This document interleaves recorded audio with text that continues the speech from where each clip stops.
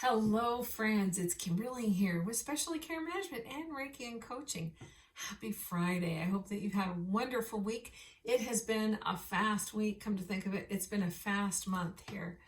And so this past week, I have been in this workshop seminar, success seminar, and really delicious principles that are really familiar to me. The thought occurred to me this week that the reason why I think, a lot of these success principles are so delicious to me and really just are part of who I have crafted myself to be, is because I've practiced them my whole life.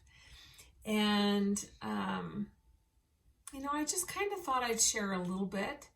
I know in talking with people over the past week, there are a lot of people going through some really tough challenges and just hard. It's been a hard season for a lot of folks, and so I thought I'd share a few of these principles and key insights, and maybe share a little bit more personally than I usually do.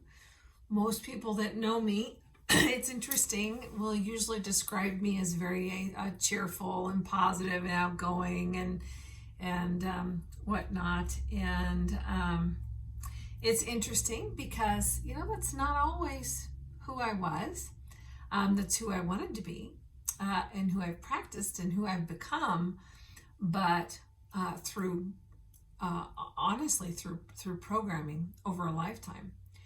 And it's interesting as a young person, as a teen, especially in my late teens, my self-confidence was not great. I didn't think well of myself at all. I remember during a particularly dark time, I remember thinking that I grew up thinking I was just the ugliest thing on the face of the earth. And I remember a time that I really felt like I didn't deserve to breathe the same air as all the beautiful people. And I don't say that for sympathy or anything like that.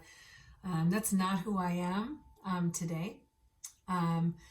However, I know that there are a lot of people, in particular young women and even adult women, who think very poorly of themselves. And it absolutely flavors every aspect of our lives.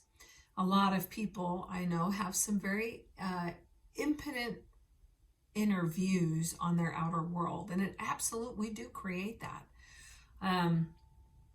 And so sometimes I think, some of the things that I share and that I'm putting out there, they're really positive and woohoo, and for some folks that can be kind of irritating because it seems so unreal.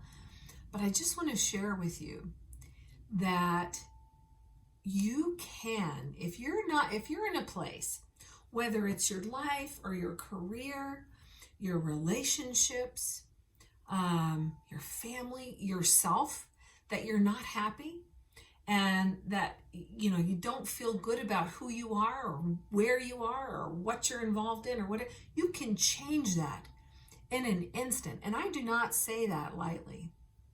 So during this, if we go back a little bit, during this time, I was it's one of the lowest points of my life. I had come across, I did not have a good relationship with my family or myself. And my life could have been very different. I think there are some times in our lives where we really are at some crossroads. And I can remember I had come across this chest. My mother had this little wooden chest. Your mom probably has one, but a little wooden chest, like a treasure chest. And as kids, we always like to rifle through there. But in there was something from my grandfather. It was this few pages, and it was titled Gem of the Week. And it was numbered, and it had all these sayings in there. One of my favorite sayings is, you are the person you are to be becoming. You are the person that you are becoming. And it had all these just powerful, uplifting. I remember reading through there and I felt something inside me. Now, I never met my grandfather. He died before I was born. My grandfather, both my grandfathers actually. And my mother's family, my mother grew up, it's funny how some of those things just kind of get passed along. My mother grew up thinking that she was actually born with a birthmark over her eye, big brown birthmark, and her mom was a supermodel. Her dad he was a naval officer, he was a lawyer, he was a state attorney general for the state of Texas. He was one of the first FBI agents. It's really cool to go back through some of those scrapbooks with mugshots and Tommy guns and whatnot. Really cool. But anyway, she grew up in this environment, and she never thought well of herself. She had a lot of alcoholism in her family. And from what I know of my grandfather's story, he fought a lot of big demons, very powerful man, but he had some views that caused him a lot of angst. One of those being, when he was a state attorney general, he hired the first in the state of Texas, and of course in the deep South. Back then, racism was just the norm, and he hired one of the first black lawyers, African American, on his staff with the state attorney's office, and he had gotten interesting because this is a story that I just recently heard of, and he had gotten a lot of flack for that. He fought against racism in the Deep South, and he took a lot of heat for that. Anyway, I digress. He had a lot of hardship in his life, and he died at an early age, and that's not a pretty story to share, so I won't. But he had this list of all of these things, and I knew that, he'd gone through some hard things in his lifetime, and these were delicious to me. I actually snuck them, and I retyped all of these. Now, this was at a very low point in my life. I'd lost a lot of things. I hadn't graduated high school yet. It was not pretty, and so I don't share a lot about that because it's not who I am anymore. However, those gem of the weeks, I took those and I kept them. Every week I put a new one. I had a bulletin board in this little room that I shared, and I put this on there, and I read them several times a day. It was in my face, and became hardwired in my brain. These delicious, just powerful affirmation-like statements. And to make a long story short, that started this whole process of believing that I could change my life. And I did. I graduated high school, went on to join the United States Coast Guard, and did a lot of really cool things. Went on to nursing school and became a nurse, and had a great practice, as I still practice as a registered nurse, in fact. And it really flavored who I am and how I have built and crafted not only my life, but crafted who I am. And so when I say that you can be whoever you want to be, and it doesn't have to take a lot of time. You choose who you're going to be every day you wake up. You have a series of choices to make, and you can put on whatever characteristic it is that whether it's maybe you want to be wealthier than you are, maybe you want to be kinder than you are, maybe you want to be more loving than you are, maybe you want to experience more love and appreciation, maybe you want to be respected, maybe you want to be more respectful, maybe you want to have a more peaceful family life. You choose, and you put that on like a coat until you own it. You want to become more outgoing. You want to be more friendly. You're shy. Maybe you want to be, somebody who makes, draws things to yourself. You want to be somebody who makes people feel comfortable in your presence, and that's really not who you are. Why not? If you want to have something, you can do it. And I don't say that lightly. There's a lot that goes into that, right?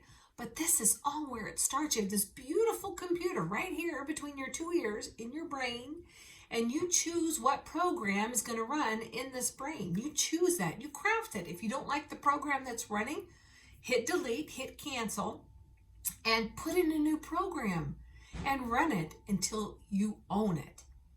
And that's really, I mean, it sounds simple. It's not easy, but it is simple. The process of becoming better than you are right now is a simple process. Not easy to do, but it is a simple process. You choose that for yourself. So I'm just going to challenge you to examine your happiness. And when I'm working with clients through my coaching practice, even as a nurse, sometimes I'll ask people, you know, if you could do one thing that would make your life better, make your health better, make your relationships better, one thing that would help you feel better, what would it be? Just one. Just pick one thing. If I had a magic wand, if you had a magic wand and could zap one thing that would make your life better, think about that. Take the limits off, because oftentimes we tend to think about, well, how would I make that happen? I don't know how to make that happen. So it's like putting a girdle on your brain. No girdles, no limits. What one thing would have the biggest impact? I promise you, if it's something that you want, and you know why you want it, and the why is good and noble and for yours and others' greatest good, the how will come to you. It will. It's impossible not to. If those two things are in line, the what you want and why you want it, and it really is for yours, the good, the greatest and highest good of yourself and others, the how will come. And when you talk to people, you know, through my nursing practice and my coaching practice, I've worked with thousands of people, lots and lots of people, people from great wealth and circumstance, and if even fame, and worked with people who had none of that. But those folks, they all have that thing. They all have something in common. They have the what they want and why they want it, and the how, I promise you, it will come.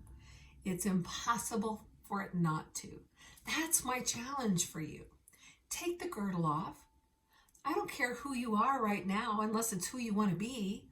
If there's something that you want, or a characteristic that you wish that was yours, stop wishing and make it happen. Why wait? Why wait for all the goodness? You know, Heavenly Father doesn't have shacks prepared for you. He has mansions prepared for you, right? He wants us. We were created to build goodness and abundance. We were created to experience joy and to give joy, to receive joy, to magnify joy. And there's so much that goes into that. Don't wait. Don't wait. Trust in the process. And the process starts with examining, are you happy? A lot of times, a lot of coaches will use that 1 to 10 scale, divide your life up into quadrants, how you live your life. Maybe Stephen Covey does it by roles. Other people do it in my practice, I typically run in terms of roles as well. But, you know, financial, how's my financial happiness? How's my health? Am I happy with my physical health, my emotional health, my spiritual health? How are my relationships on a scale of 1 to 10? and examine how happy I am. Am I where I want to be there? And it can fluctuate from time to time. And once I uncover those areas, then if there's an area of lack, then I say, well, what one thing would make the biggest difference? Right? If there's something that's eating at you and you don't like it, then you really have two choices. One of two choices to make. Suck it up and learn to like it because you're going to own it, or change it. If you don't like where you are, if you don't like what you're feeling, don't like what you're doing, doggone it, change it. As Jim Rohn would say, you're not a tree, right? You can be who you want to be. You can do what you want to do. You can have what you want to have. And if you're not willing to do the work required to change that, then learn to love it. Life is too short to do anything else. I believe in you a squillion%. And I really hope that in sharing that, and maybe you try some of those things. Figure out, how happy are you? What would it take to make a change? What kind of programming do you need to develop? And I'm happy to share those. And I may just share those gem of the weeks. They were called from my grandfather. I don't know where he got them. I have a feeling they might have come from AA. He was an alcoholic, and I know that Alcoholics Anonymous made a big difference for him. Makes a big difference for a lot of people. I don't know anybody who conquers addictions on their own. Whatever those addictions are, takes a certain amount of power. And it's interesting. There's a whole nother topic. Power and humility do go hand in hand. We wield no power when we're doing it all ourselves and we don't need help. We typically embrace our power when we accept the fact that we can't do great things on our own. No, none of us can. As wonderful as we are, we're still insignificant. And that's the beautiful paradox that makes human beings so beautiful. At any rate, I believe in you. Have a wonderful week. Start today. It's never too late to make yourself, others, life in general better. Bye, friends.